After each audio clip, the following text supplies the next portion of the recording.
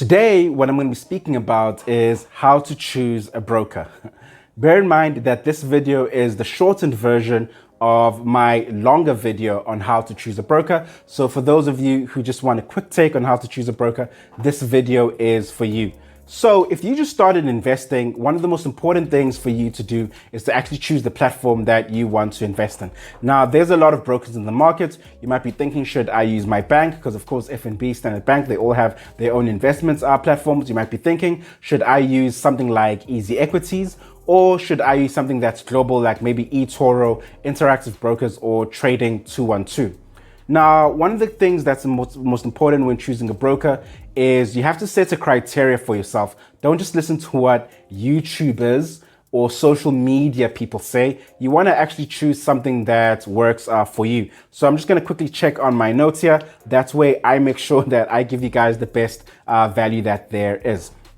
So when choosing a broker, one of the most important things to look at is actually regulation. Make sure your broker is properly regulated, all right, regardless of which country that they're from. I'd say stick to countries like America, South Africa, and the UK and the EU. Those are the only places where good regulators actually come from. There are, of course, other good regulators around the world. I'm not throwing shade, but just generally stick to brokers from those countries and you'll be fine. The second thing to look for is the broker's business stable, all right? You do not want a broker who is in financial trouble, because if things go wrong, things might go wrong for you as a client.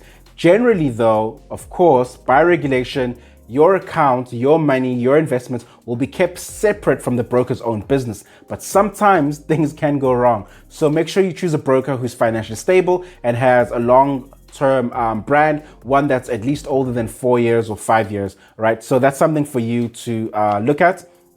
The criteria that I'd say look at when choosing a broker. So now this is when you've just observed that, okay, I've found a broker that's properly regulated. They've got a stable business. Now I want to check, are they actually a good broker for me to be investing in? The first thing I'd say look at is asset availability. Do they have a lot of assets for you to choose from? You don't want to invest with a broker that only gives you about 100 shares to choose from, or the JSE Top 40. Rather, you want to look at a broker that gives you all the options available on the Johannesburg Stock Exchange or whichever country that they are from. So the more assets, the better, but not always, because too many options can actually confuse you. But look at asset availability. The second thing I'd say look at the total investing or trading fees, all right? Something that we call trading fees. So the basic two will be the spread and the commission. The spread is the difference between the buy and the sell price. So let's say you can buy a share for 10 Rand, but you can only sell it for 8 Rands. The difference between those two prices is 2 Rands, and that's the spread.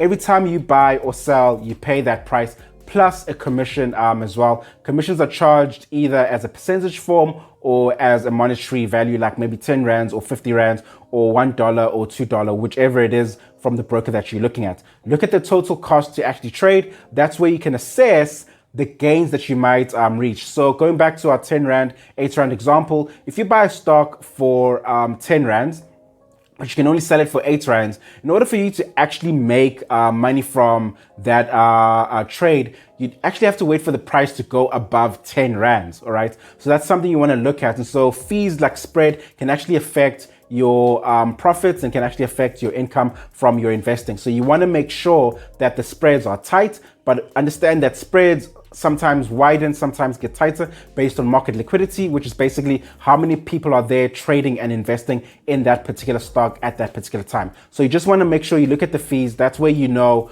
how to actually measure your profits and how to actually measure the gains whenever you actually input a trade. The third thing to look at is ease of placing an order. You don't want a broker that has a very complicated order system. You just want something that's very simple. You want a platform where you can just log in, press buy or press sell, or set a limit order and then that's it, or set a few other types of orders. But generally you don't want a broker that will have like very complicated systems for you to buy or sell. Why that is because you don't want to be confused when it comes to how your order has gone through, or maybe the response that you get from the broker in regards to your order. Rather, you just want to make sure that whenever you've pressed buy, you know that you've bought. Whenever you press sell, you know that you've sold. You just want to make sure that's clear. The fourth thing I'd say look at is the most important part, and that is how easy is it for you to get your money out? all right? Generally, it's easy to deposit money, but when it comes to withdrawing, it can be very difficult. If you come across a situation like that, be very, very worried about that broker that you're looking at, because odds are there might be something wrong there, or eventually there might just be something wrong. Generally, you want it to be easy for you to withdraw money, just the same way it's easy for you to deposit money. So that's something that, say, look at. Generally, you'll find brokers will let you withdraw money in a 1 to 2 day time period. And then of course your bank will actually affect how long it takes for you to actually get your money. So that's something for you to look at. One last tip is avoid brokers that generally have a lot of special features, all right? Brokers that have a lot of technology and a lot of gizmos generally are to be avoided, because that technology is meant to actually dazzle you into investing. Why? So they can actually make more fees. Remember, every time you press sell, every time you press buy, they make the spread and they make a commission. So you want to avoid brokers that have a lot of complicated systems just for that reason, until you are really advanced and you know exactly what you're doing. So lastly, what's my final broker recommendation? It's very obvious. If you're in South Africa and you're a beginner, just look at Easy Equities. It's just like literally the most obvious thing for you to do right now. They really don't have a competitor in South Africa, so it doesn't make sense to actually even speak about any other options. But of course, your bank it does have an investment platform. So let's say if you're an FNB, you can have an FNB stock brokerage account or a global trade account and actually invest and trade for yourself. You might look at PSG, you might look at Standard Bank as well.